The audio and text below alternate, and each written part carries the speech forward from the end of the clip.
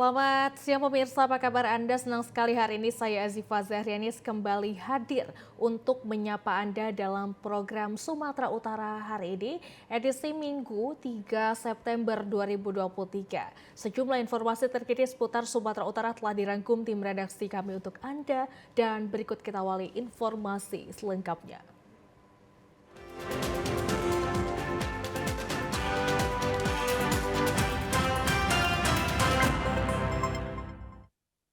Di informasi pertama pemirsa, satu unit rumah milik salah seorang bacalek yang saat ini masih merupakan anggota Dewan Perwakilan Rakyat Daerah DPRD Kota Pematang Siantar terbakar siang kemarin.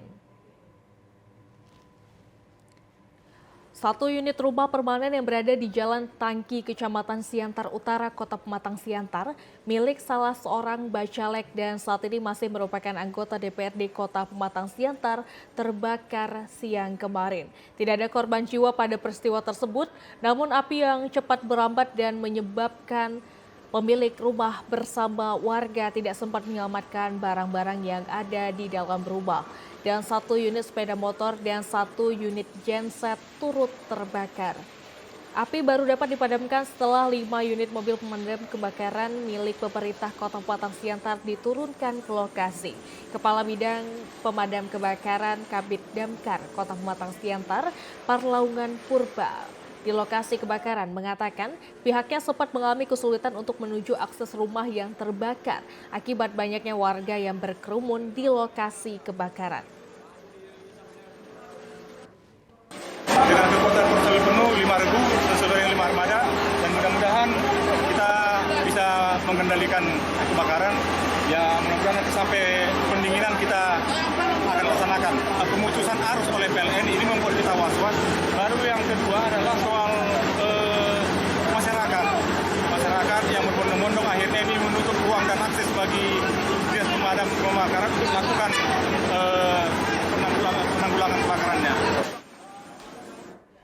Di informasi lainnya pemirsa, dua pelaku sepasang suami istri penculikan anak di Kabupaten Deli Serdang diringkus polisi di Provinsi Sumatera Barat. Tidak hanya menculik bayi, kedua pelaku juga melarikan sepeda motor korban. Inilah pelaku penculikan anak Henry dan Risma yang diamankan polisi di Provinsi Sumatera Barat.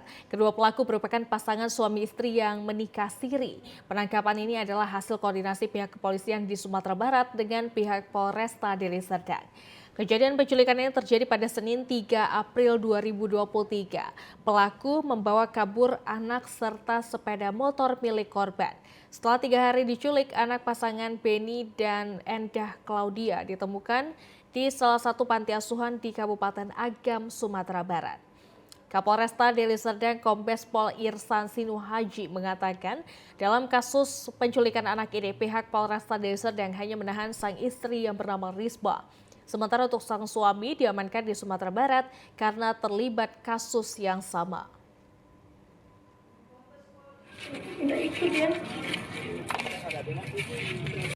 Dan Polsek didampingi orang tua korban melakukan penjemputan ke pesantren tersebut dan berhasil diamankan dan dibawa pulang ke Batangkuis, Kabupaten Deli Serdang. Dapat diketahui bahwa kedua orang ini adalah pasangan yang menikah siri dan motifnya adalah selama menikah setahun 8 bulan belum dikaruniai anak. Kepada pelaku EN ini kita pasangkan pasal 372 dan atau 378 dan 328 dengan ancaman maksimal 16 tahun penjara. Pemirsa, para pedagang di tempat baru relokasi Pasar Baru Panjabungan mengeluhkan kondisi pasar tradisional Mandailing Natal yang kurang penataan dan kotor yang menyebabkan sepi pembeli. Puluhan kios pedagang pakaian di tempat relokasi Pasar Baru Panjabungan Kabupaten Mandailing Natal banyak yang tutup. Terlihat sejumlah kios para pedagang ini sudah lama ditinggalkan para pemiliknya karena sepi pembeli. Kurangnya minat konsumen untuk berbelanja di tempat relokasi ini karena kurangnya penataan dan kondisi pasar yang kotor, sehingga masyarakat lebih memilih belanja keperluan mereka di sekitar pinggir jalan protokol Panjabungan. Selain kios pedagang pakaian, lapak para pedagang sayur juga banyak yang tutup karena tidak ada pembeli. Lapak pedagang sayur mayur juga tutup dan para pedagang sudah pindah ke tempat lain. Bahkan ada yang gulung tikar akibat kekurangan modal usaha. Salah seorang pedagang Nur mengatakan meskipun para pedagang sudah berbulan-bulan tidak berjualan namun tetap dibebankan biaya keamanan dan kebersihan. Enggak ada pembelinya, Mak. Nggak ada pembeli, Bu. Ah, Jadi kemana orang-orang ini pindah, Bu? ada yang ke depan, ada yang enggak buka arah, ada yang di rumah jualannya. Oh, berarti udah ditutupnya, Bu? Iya, Toko-toko ini, udah Bu, ya? ditutupnya itu sama semua. Jadi untuk sewa kios ini masih lanjut di Lanjut. Nah, apa aja lagi Bu, yang dibayar di sini, Bu? Oh, jangan malam. Jaga malam. Kartis. Kita ke Simalungun, pemirsa. 4 bersaudara warga desa Pematang Simalungun, Kecamatan Siantar, Kabupaten Simalungun, mengalami lumpuh layu sejak lahir. Keempat bersaudara ini hanya bisa terbaring dan duduk di kursi roda. Suratmi, ibu kandung dari 4 bersaudara yang mengalami lumpuh layu ini hanya bisa merawat keempat anaknya tersebut dengan seadanya yang dibantu oleh anak perempuannya yang hidup normal. Dengan program Polri Peduli Kemanusiaan, Kapolres Simalungun AKBP Ronald FC Sipayung bersama jajaran dan dokter kesehatan Polres Simalungun melakukan kunjungan kasih dengan melakukan pemeriksaan kesehatan dan memberikan bantuan berupa obat-obatan, sembako, dan uang kepada keluarga 4 bersaudara yang mengalami lumpuh layu sejak lahir. Kapolres Simalungun AKBP Ronald FC Sipayung mengatakan kunjungan ini merupakan bentuk kepedulian Polri khususnya Polres Simalungun terhadap masyarakat yang membutuhkan. AKBP Ronald FC Sipayung berharap agar Suratmi yang merupakan ibu kandung dari 4 bersaudara tersebut tetap sabar dan tegar untuk merawat keempat anaknya. Simalungun bersama dengan Dokes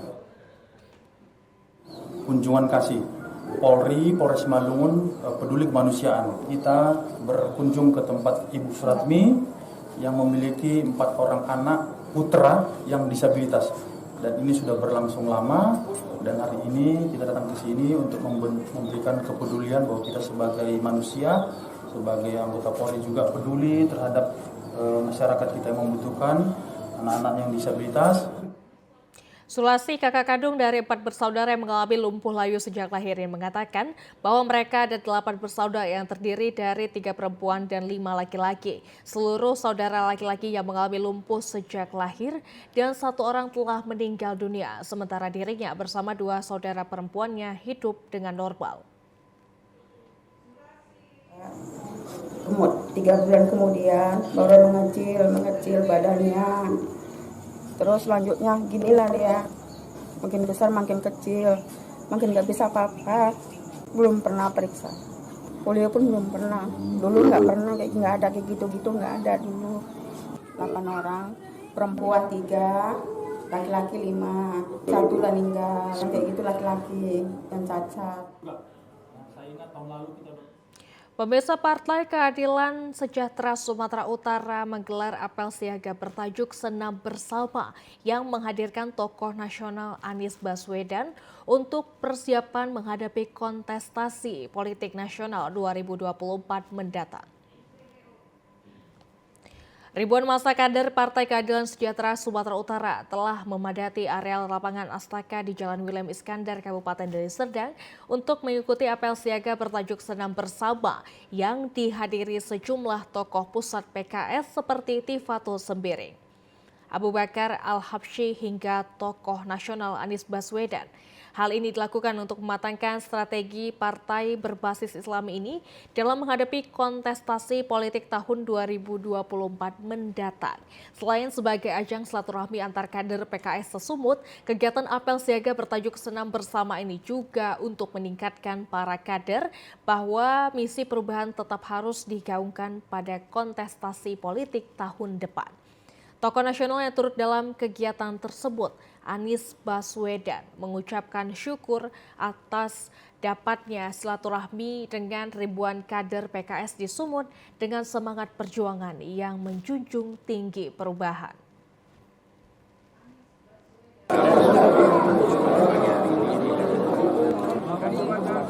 Tersangka di Medan kegiatan siaga masyarakat oleh PKS Utara ini adalah kesempatan kita melakukan peralihan nanti bahwa India kita perubahan dan semua penyebab Di informasi lainnya, pemirsa, safari subuh Arafah Kodam 1 Bukit Barisan kembali melaksanakan safari sholat subuh berjamaah. Kali ini Masjid Ar-Raudah di Jalan Sisingamaraja, Gang Musyawarah. Sholat subuh berjamaah yang diikuti dengan tausiah subuh kembali dilaksanakan kelompok safari subuh Arafah Kodam 1 Bukit Barisan di Masjid Ar-Raudah, Jalan Sisingamaraja, Gang Musyawarah, Kota Medan, Sumatera Utara.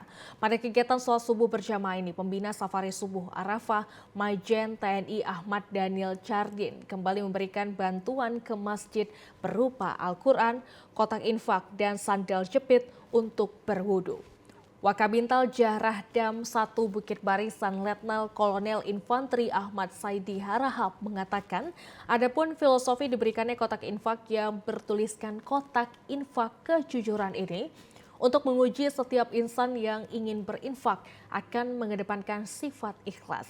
Selain itu, safari subuh ini juga untuk menjalin silaturahmi antar sesama umat muslim serta sebagai bentuk kepedulian Kodam 1 Bukit Barisan terhadap perkembangan umat terutama dalam kemakmuran masjid. Adapun maksud kedatangan kita safari subuh ini yang pertama adalah menjalin silaturahim di antara kita sesama umat Islam yang bersaudara. Yang kedua, maksud dan tujuan kita safari subuh ini adalah untuk memakmurkan masjid. Pemirsa, dalam peringatan Hari Pramuka ke-62 tahun 2023, Kuartir Cabang Gerakan Pramuka Labuan Batu mengajak berpartisipasi sebanyak 65 sekolah dari tingkat sekolah dasar, SMP, dan SMA se-Kabupaten Labuan Batu untuk mengikuti perlombaan pioneering bagi peserta Pramuka. Dalam mendorong terwujudnya profil pelajar Pancasila dan penanaman karakter dengan kegiatan kreatif dan rekreatif dari berbagai lomba, serta menanamkan imajinasi bagi para pelajar putra-putri dalam Gerakan Pramuka, Kuartir Cabang Gerakan Pramuka Kabupaten Labuhan Batu melakukan perlombaan pioneering. Dalam perlombaan pioneering Pramuka tingkat SMP melakukan kreasi meja makan, sedangkan tingkat SMA membuat tiang bendera dalam perlombaan pioneering tersebut. Fatia, salah satu peserta pioneering dari SMP Negeri 1 Rantau Prapat mengatakan, dalam perlombaan ini satu kelompok pramuka sebanyak 4 orang membuat kreasi pioneering meja makan. Ini dari mana orang ngomong sekolahnya nih? SMP Negeri 1 Ratu. Ratu. Oh, ini berapa orang timnya nih? 4 om. 4 orang. Ya. Berapa hari di sini acara ini? Baru 1 hari. Baru 1 hari. Jadi ini mau rangkai meja makan? Ya.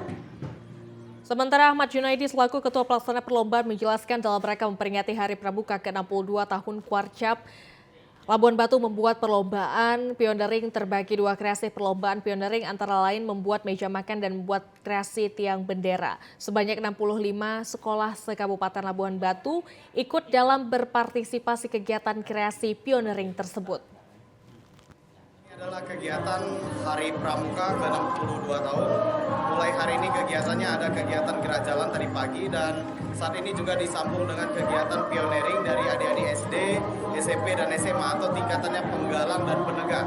Saat ini berlangsung adalah membuat pioneering, ada membuat meja makan dan juga membuat tiang bendera kreasi. Informasi yang baru saja Anda saksikan menutup perjumpaan kita pada siang hari ini. Mewakili seluruh kerabat kerja yang bertugas, saya Azifa Zahrianis mengucapkan terima kasih atas perhatian Anda dan selamat siang, sampai jumpa.